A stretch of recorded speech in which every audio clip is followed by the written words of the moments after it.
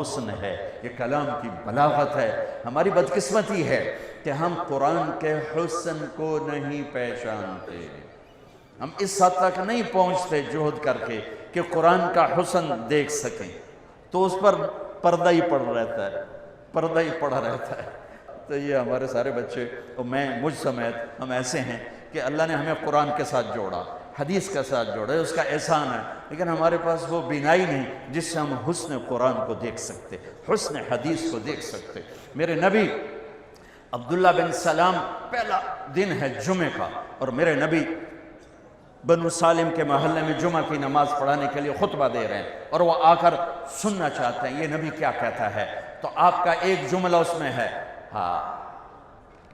اطعموا الطعام وافشوا السلام وصلوا الارحام وصلوا باللیل والناس نیام تدخلوا الجنة بالسلام۔ کیا موسیقی ہے، کیا نغمہ ہے۔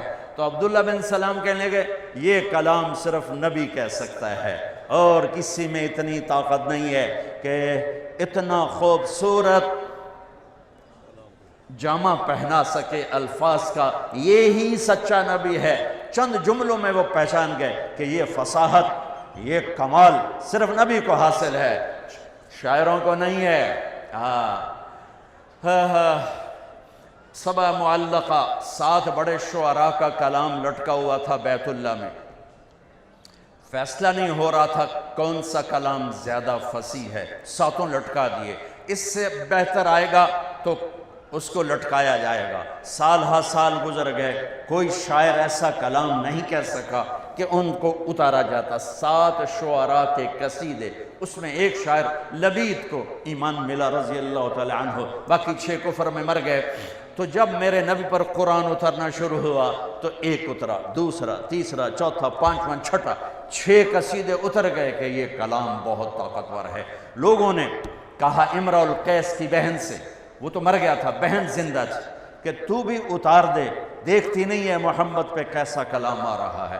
وہ کہنے لگی ابھی میرے بھائی جیسا کلام نہیں آیا، جب آئے گا تو اتار دوں گی۔ پھر ایک آیت اتری سورہ ہود کی۔ قرآن سارا بہت فصیح ہے، اور پورے قرآن کی افصح آیت فی القرآن، قرآن کی سب سے فصیح آیت 19 الفاظ اور 21 اقسام بلاغت، 19 الفاظ اور 21 اقسام بلاغت۔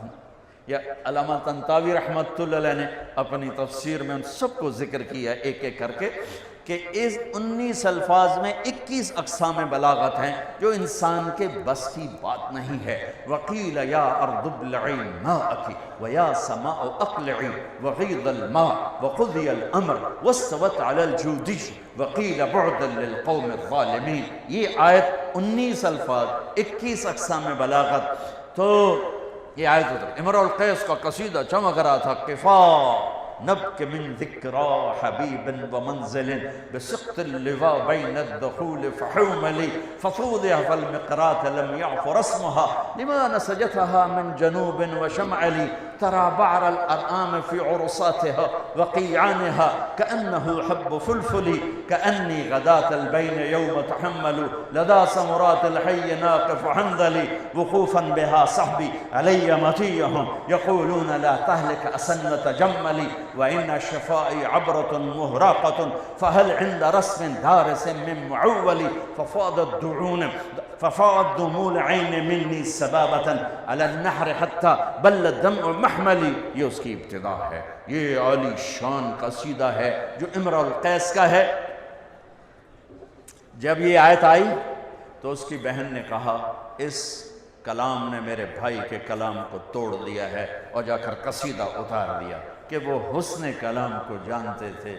میرا دکھ یہ ہے ہم نہیں جانتے۔ مجھے یہ چیز سب سے زیادہ تڑپاتی ہے جب کبھی کوئی کتاب سامنے ہوتی ہے کہ ہائے کاش کہ ہم اس کے حسن سے پردہ اٹھا سکتے اس کا، چونکہ یہ ایمان بالغیب نہیں، یہ ایمان بالمحسوسات میں سے ہے کہ قرآن کا علم حسی ہے، محسوس ہونے والی چیز ہے، محسوس ہونے والی چیز ہے۔ عبداللہ بن مقفع ایک ایرانی عربی کا بادشاہ تھا، اور عرب بھی اس کے سامنے گھٹنے ٹیکتے تھے، پارسی تھا۔ تو لوگوں نے اس سے کہا غیر مسلموں نے کہ تو قرآن کے مقابلے میں کلام لکھ، تیرا گھر سونے چاندی سے بنا دیں گے۔ انہوں نے کہا مجھے 1 سال کی مہلت دو۔ 1 سال وہ بندہ صرف ضرورت کے لیے گھر سے نکلتا ہے اور سارا سال بیٹھ کے کلام لکھ رہا ہے، کلام لکھ رہا ہے، کلام، حتیٰ کہ 1 سال کے بعد وہ تیار کر کے کہتا ہے یہ کلام مسلمانوں کی کتاب کے برابر ہو گیا ہے۔ تو اب وہ لکھ کے باہر نکلتا ہے، پہلا دن ہے آج، وہ تھوڑا سا آزاد ہو کے باہر نکل رہا ہے کہ میں آج مسلمانوں کا مقابلہ کر چھڑے ہے۔ گلی سے گزرتا ہے، گلیاں تنگ ہیں، ایک گلی میں گھر کی کھڑکی کھلی ہوئی ہے اور اس کھڑکی کی طرف منہ کر کے ایک بچی قرآن پڑھ رہی ہے۔ جب اللہ کسی کو ہدایت دیتا ہے، اب یہ یوں گزرا اور یہاں سے اس کو آواز آئی اس بچی کی تلاوت کی، قیل یا ارض ابلعی ماءک ویا سماء اقلعی وغیض الماء وقضی الامر واستوت علی الجودی وقیل بعدا للقوم الظالمین۔ تو ایسے کانپنے لگا، کہنے لگا یا صفا، ہائے مر گیا، میرے 1 سال کی محنت کو یہ چند جملے کھا گئے، یہ چند جملے کھا گئے۔ واپس گیا، پھاڑ کے آگ میں ڈال کے کہنے لگا لا الہ الا اللہ محمد رسول اللہ۔